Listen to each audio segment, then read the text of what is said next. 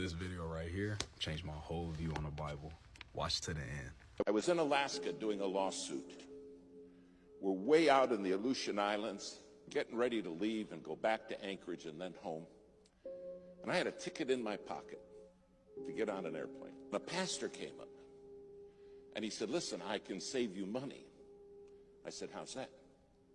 He said, "I flew a small airplane up here. And I fly a small airplane, and I can take you in my little airplane, and you can save your ticket." And this did not sound, I said, "Gee, thank you so very, very much. But I've got this ticket. We'll just make our way on home, me and this other lawyer with me." He said, no, you got to do it, you got to do it. And against every better judgment I had, I said, okay. Well, we went out to the airport, took us by his little plane, and I looked at it, and I thought, well, one good thing, it's shiny. Then he walked around it. We got in. He's on the left front. I'm on the right front. The other lawyer's sitting right behind me. And he started it up. And it started up just fine. Well, we taxied out. I said, "Should we pray?" He said, "Yeah, that's a good idea. We normally don't." I said, "Well, this time we're gonna." And I'm telling you, I prayed 5-8 minutes. I prayed a long time. We went and got on the runway. He starts down the runway. The plane lifted off ever so gently, and we start climbing. And it's wonderful. Not a problem in the world. We started climbing, and we flew probably 3-4 minutes. And something happened that will never leave my mind. The pilot turned to me, and he said, "We're going in the clouds, and I can't fly in clouds. They make me pass out." I said, "Clouds make you do what?" Now, it's been cloudy all day. And we go right up into the clouds, and you can't see anything. And he looks at me, and his eyes roll back in his head. And he starts mumbling, and he passes out. Passed out cold. Now, I grabbed him, and I shook him, and I said, "Come on, you got to wake up so I can kill you." Now, we're in the clouds, flying along with no pilot. And my friend in the back seat said, "We're dead, aren't we?" I said, "There's a very good chance of that, yes." He said, "What are we going to do?" I said, "I don't know."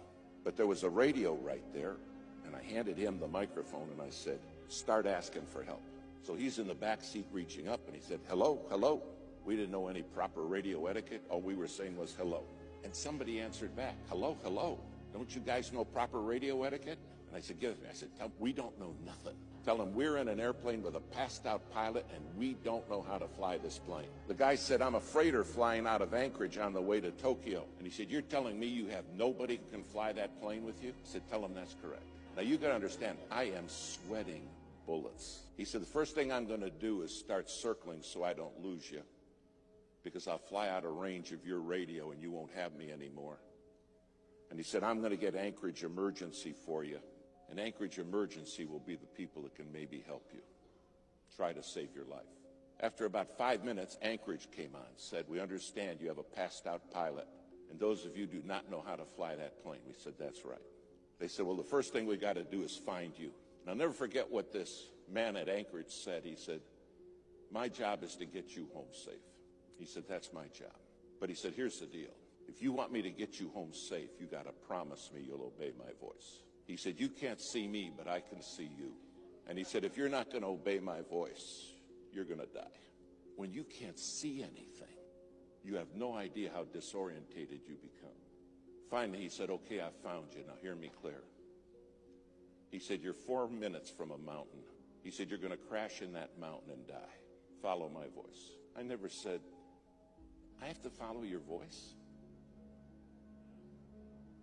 Is that reasonable?" You see, I understood without his voice, I had nothing. And do you understand? Without God's voice, you have nothing. Nothing. Finally, he got us turned. And he said, "I'm freezing all the traffic in the area." He said, "It's going to take me an hour and a half to get you to Anchorage, and there's a lot of weather between you and Anchorage. You're in for a rough ride." And he said, "I want you to hear me. I don't want you to look at what's going on outside. I don't want you to pay attention to the storm, just my voice." He said, "If you start watching the storm, you will die. But I'll take you through it." Now, because they cleared all the traffic, several pilots, those nighttime freighters, those 747s, started talking to us. They said, "We're praying for you, men. You're going to make it. But listen to the voice. That's the key. They said, trust the voice. Do you realize your head is full of voices? And everybody in this world wants to talk to you.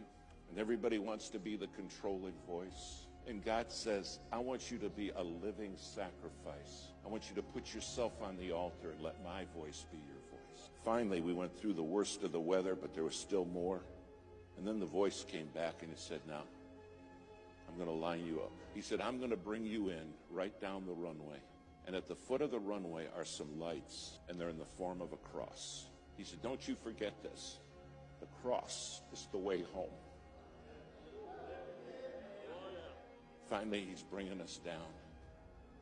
We still can't see anything. And all he kept saying is, stay with me. My sheep, the Bible says, hear my voice, and they follow me. Finally, just a couple hundred feet off the ground, we saw the cross. I landed the plane. In fact, I landed it 7 times. Finally, it all came to a stop, and the minute we stopped, the pilot woke up. The voice said, thanks for listening. I watch them crash and burn all the time because they won't follow my voice. They don't understand I'm the one who can see them even when they can't see me. But they get the voices in their head and they kill themselves. They self-destruct. Thanks for listening to the voice. Then they put us in a motel room at about 4 in the morning. They knock at my door. And I opened the door and a man was standing there. He said, hello, David. I said, you're the voice. You're the one who got me home. He said, I am. Do you understand one day you're going to stand before him and say, you were the voice. You're the voice that brought me home. If you're not on that altar as a living sacrifice, your head's full of voices. And then we wonder why kids crash and burn. We wonder why marriages are shattered. And the Lord's saying, I'm the one who has the voice. All I can remember is that voice saying, stay with me. Stay with me. Don't listen to what's going on in your head and don't watch the storm. Stay with me. And I'll take you through. Tonight you have a God who has promised to take you through. A living sacrifice